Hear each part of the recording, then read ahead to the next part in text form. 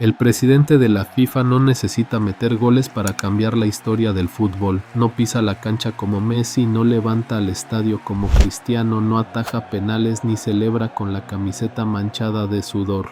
Pero desde una oficina, desde un congreso, desde una firma, puede cambiar el destino de selecciones mundiales, países enteros y miles de millones de dólares. Cuando la Copa del Mundo empieza, todos miran a los jugadores, pero antes de que ruede el balón, alguien decidió dónde se jugaría, cuántas selecciones participarían, cuánto dinero se movería, qué patrocinadores aparecerían, qué países tendrían más visibilidad y qué versión del fútbol vería el planeta.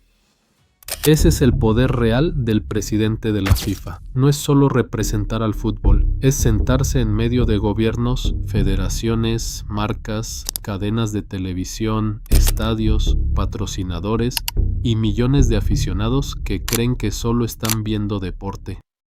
Gianni Infantino llegó a ese puesto después de una de las etapas más golpeadas en la imagen de FIFA. Su promesa era clara: modernizar, limpiar, expandir y vender una nueva versión del organismo.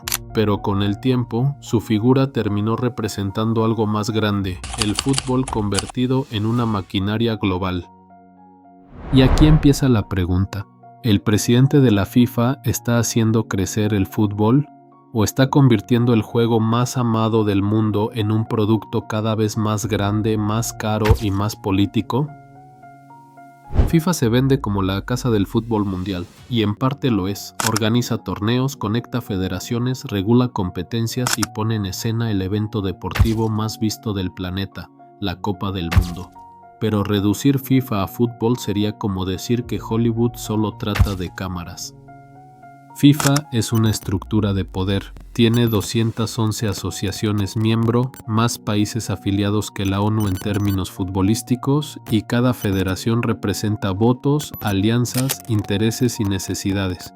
El presidente no manda solo porque tenga un cargo, manda porque entiende cómo mover esa red.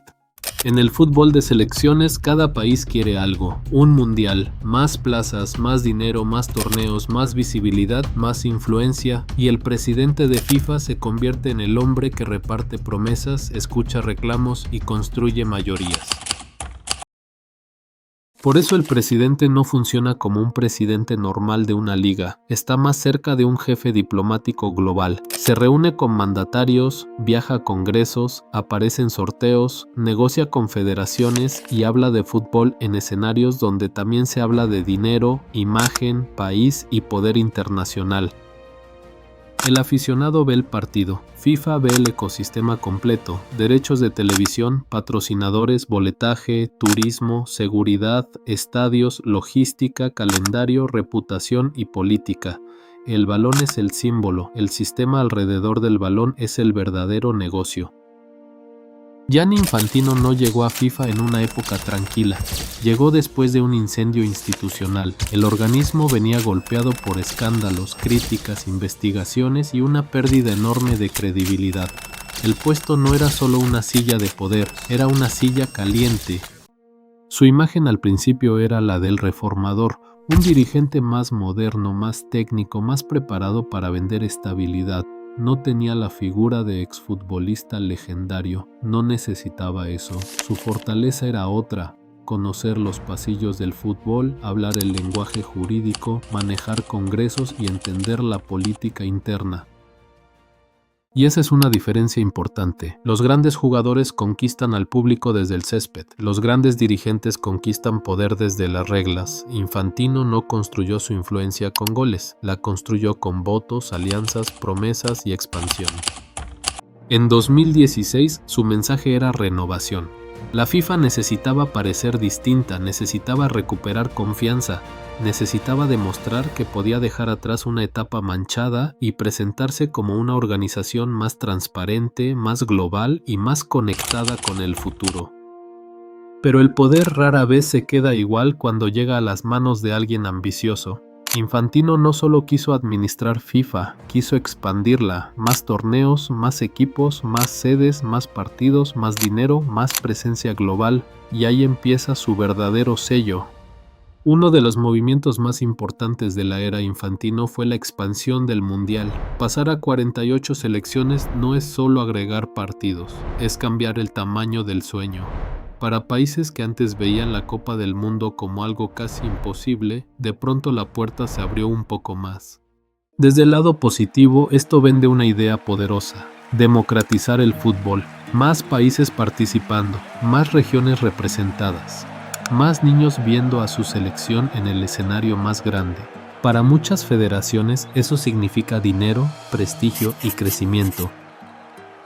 Pero el otro lado es evidente: más partidos también significa más derechos de transmisión, más boletos, más patrocinio, más estadios activos y más producto para vender. La expansión puede ser inclusión, sí, también puede ser negocio puro con camiseta de celebración.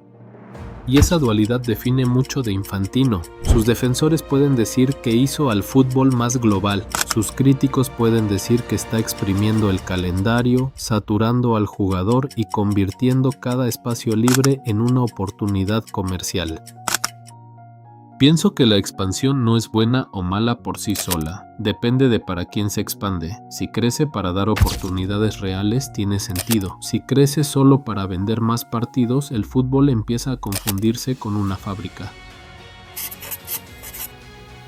Infantino entendió algo que muchos olvidan: FIFA no se gana solo convenciendo a Europa o Sudamérica, se gana hablando con todos: África, Asia, Oceanía, Centroamérica, el Caribe, federaciones pequeñas que quizá no tienen estrellas mundiales pero sí tienen voto.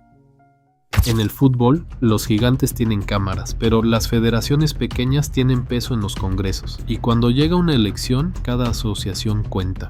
Ahí está una de las razones por las que Infantino ha logrado mantenerse fuerte. No depende solamente de agradarle a los países más famosos. Un presidente de FIFA no puede evitar la política. La Copa del Mundo necesita países, estadios, permisos, seguridad, visas, inversión pública, acuerdos y jefes de estado sonriendo en las ceremonias. El fútbol quiere parecer neutral, pero sus torneos viven rodeados de poder político. En los últimos años, FIFA ha recibido críticas por decisiones relacionadas con sedes, derechos humanos, neutralidad y el peso de los gobiernos dentro del fútbol. No es un detalle pequeño. Cuando el mundial llega a un país, no solo llega deporte, llega prestigio, turismo, propaganda, contratos y narrativa internacional. Gianni Infantino puede ser visto de dos formas. Para sus defensores es el presidente que hizo FIFA más global, abrió espacios, aumentó ingresos y llevó el fútbol a más países. Para sus críticos es el dirigente que convirtió la expansión en estrategia de poder y acercó demasiado el fútbol a gobiernos, negocios y polémicas. La verdad es que puede haber algo de ambas cosas. En el fútbol moderno, crecer casi nunca es puro. Siempre trae dinero, influencia, intereses y desgaste. El problema no es que FIFA gane dinero. El problema aparece cuando el dinero parece pesar más que la confianza del juego.